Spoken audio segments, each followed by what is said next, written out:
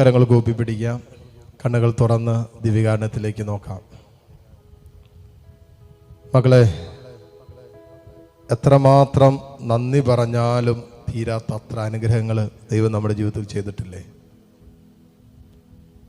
എന്നാലോചിച്ച് നോക്കിയേ. ഒരു വിധത്തിൽ പറഞ്ഞ നമ്മൾ ജീവിച്ചിരിക്കുന്നത് പോലും ദൈവത്തിൻ്റെ വലിയ കരുണയല്ലേ? നമ്മുടെ സമപ്രായത്തിലുള്ള എത്രയോ പേര് മൺമറഞ്ഞു പോയി. നാം ഇന്നും ജീവിച്ചിരിക്കുന്നുണ്ടെങ്കിൽ മക്കളെ ദൈവത്തിൻ്റെ കരുണയല്ലേ?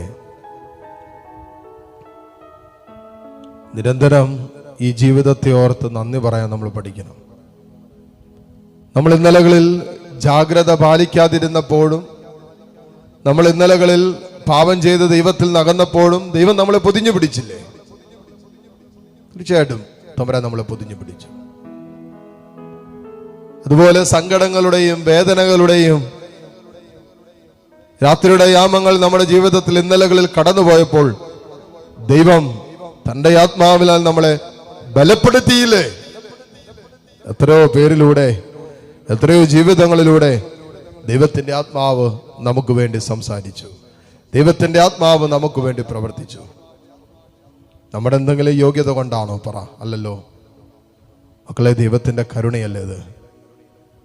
കരുണ എന്തോരം ലഭിച്ചവരാ നമ്മൾ. അങ്ങനെ നോക്കുമ്പോൾ എത്രമാത്രം ദൈവത്തിന്റെ കരുണ സ്വന്തമാക്കിയവരാ നമ്മൾ. എന്തെങ്കിലും യോഗ്യത നമുക്കുണ്ടോ? റോമ 5:8 അതല്ലേ പറയുന്നേ, നാം പാപികളായിരുന്നിട്ടും കർത്താവിന്റെ സ്നേഹത്തിന് ഒരു യോഗ്യത ഇല്ലാതിരുന്നിട്ടും അവൻ നമ്മെ യോഗ്യരാക്കി. അവൻ നമ്മെ യോഗ്യരാക്കിയെന്നാ വചനം പറയുന്നത്. എങ്ങനെ യോഗ്യരാക്കിയേ? സ്വപുത്രനെ ഭൂമിയിലേക്ക് അയച്ചിട്ട് അവനെ കുരിശുമരണത്തിന് വിട്ടുകൊടുത്ത്, അങ്ങനെ പിതാവായ ദൈവം എന്നെയും നിങ്ങളെയും അവന്റെ മക്കളാക്കി ഉയർത്തി.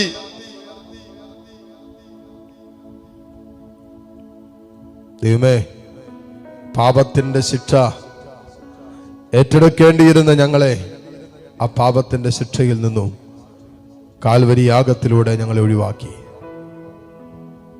ദൈവത്തിന്റെ വലിയ കരുണയല്ലേ മക്കളെ? പക്ഷെ നമ്മൾ ഇന്നും പാപം ചെയ്ത് കർത്താവിനെ വേദനിപ്പിച്ചുകൊണ്ടിരിക്കുക. നമ്മൾ ഇന്നും പാപം ചെയ്ത് കർത്താവിനെ കുരിശിൽ തറച്ചുകൊണ്ടിരിക്കുക. എൻ്റെ കർത്താവേ, എൻ്റെ ദൈവമേ, നീ ഇന്നോളം ചെയ്ത എല്ലാ അനുഗ്രഹങ്ങൾക്കും നന്ദി പറയുന്നു. മക്കളെ, ഹൃദയം കൊണ്ട് നന്ദി പറ. ദൈവം നടത്തിയ വഴികൾ, ദൈവം ചേർത്ത് വെച്ച ദൈവാനുഗ്രഹത്തിന്റെ അനുഭവങ്ങൾ, ദൈവം കൈപിടിച്ച് നടത്തിയ ജീവിതത്തിന്റെ ഇന്നലകൾ, ഈശോയേ, എല്ലാ നന്മകൾക്കും ഞങ്ങൾ നന്ദി പറയുന്നു. എല്ലാറ്റിനെ ഓർത്ത് ഞങ്ങൾ നന്ദി പറയുന്നു. നീ ഞങ്ങളെ സംരക്ഷിച്ച് വഴി നടത്തിയ നൽകിയ സംരക്ഷണത്തിന്, പരിപാലനത്തിന് ഒക്കെ നന്ദി പറയുന്നു കർത്താവേ. ഇതാ ഈശോ മക്കളെ നിങ്ങളെ ആശീർവദിക്കാൻ പോകുന്ന സമയമാണ്. കർത്താവിൻ്റെ വലിയ ആശീർവാദം, കൃപ നമ്മുടെ മേൽ കടന്നു വരാൻ ആഗ്രഹിച്ചുകൊണ്ട് താഴ്ന്ന സ്വരത്തിൽ കർത്താവിനെ സ്തുതിച്ചുകൊണ്ട് ഈശോയുടെ ആശീർവാദം നമുക്കിപ്പോൾ സ്വീകരിക്കാം. പരിശുദ്ധ പരമമാം ദിവ്യകാരുണ്യമേ,